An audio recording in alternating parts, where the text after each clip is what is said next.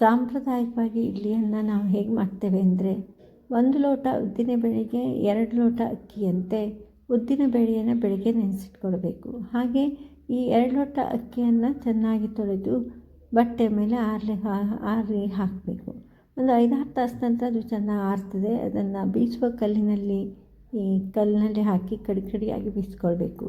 ಈ ಉದ್ದನ್ನು ಏನು ನೆನೆಸಿಟ್ಕೊಳ್ತೇವೆ ಅದನ್ನು ಗ್ರೈಂಡರ್ನಲ್ಲಾಗಲಿ ಅಥವಾ ಒಣಕಲ್ಲಿನಾಗಲಿ ನೈಸಾಗಿ ಬೀಸಿ ಇಟ್ಕೊಳ್ಬೇಕು. ಈ ಬೀಸಿದಂಥ ಹಿಟ್ಟಿಗೆ ಇಡ್ಲಿ ಕಡಿಯನ್ನು ಏನು ಮಾಡಿರ್ತೇವೆ ಹಾಕಿ ಚೆನ್ನಾಗಿ ದಪ್ಪದಾಗಿ ಕಲಸಿ ಅದನ್ನು ಈ ದೋಸೆ ಹಿಟ್ಟಿನಕ್ಕಿಂತ ಸ್ವಲ್ಪ ದಪ್ಪದಾಗಿ ಕಲಿಸ್ಬೇಕಾಗ್ತದೆ. ಉಪ್ಪನ್ನು ಹಾಕಿ ಕಲಸಿ ಇಡಬೇಕು. ಈಗಿಂತ ಕಲಸಿ ಇಟ್ಕೊಂಡಂಥ ಈ ಇಡ್ಲಿ ಏನು ಹಿಟ್ಟಿರ್ತದೆ ಇದನ್ನು ಮಾರನೇ ದಿನ ಬೆಳಗ್ಗೆ ಇಡ್ಲಿ ತಪ್ಪಲೆಯಲ್ಲಿ ಹಾಕಿ ಲೋಟದಲ್ಲೂ ಹಾಕ್ಬೋದು, ಹಲಸಿನಲ್ಲೆಲ್ಲಿ ಕಟ್ಕೊಂಡು ಅದು ಕೊಟ್ಟೆ ಮಾಡಿಯೂ ಹಾಕ್ಬೋದು, ಅಥವಾ ಅಕ್ಕಿ ಅಥವಾ ಬಾಳೆ ಎಲೆ ಕೊಟ್ಟೆಯನ್ನಾದ್ರು ಮಾಡಿ ಅದನ್ನ ಇಟ್ಕೊಳ್ಬೋದು.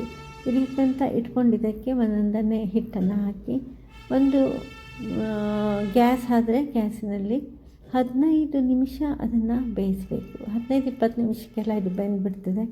ಇದನ್ನು ಬೇಯಿಸಿ ಇಡ್ಲಿ ಈಗ ಸಾಂಪ್ರದಾಯಿಕ ಇಡ್ಲಿ ರೆಡಿ ಆಗ್ತದೆ.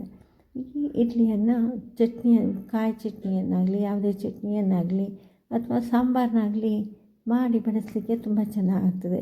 ನೀವು ಕೂಡ ಈ ರೀತಿಯಾಗಿ ಒಂದು ಇಡ್ಲಿಯನ್ನು ಮಾಡಿ ನೋಡಿ.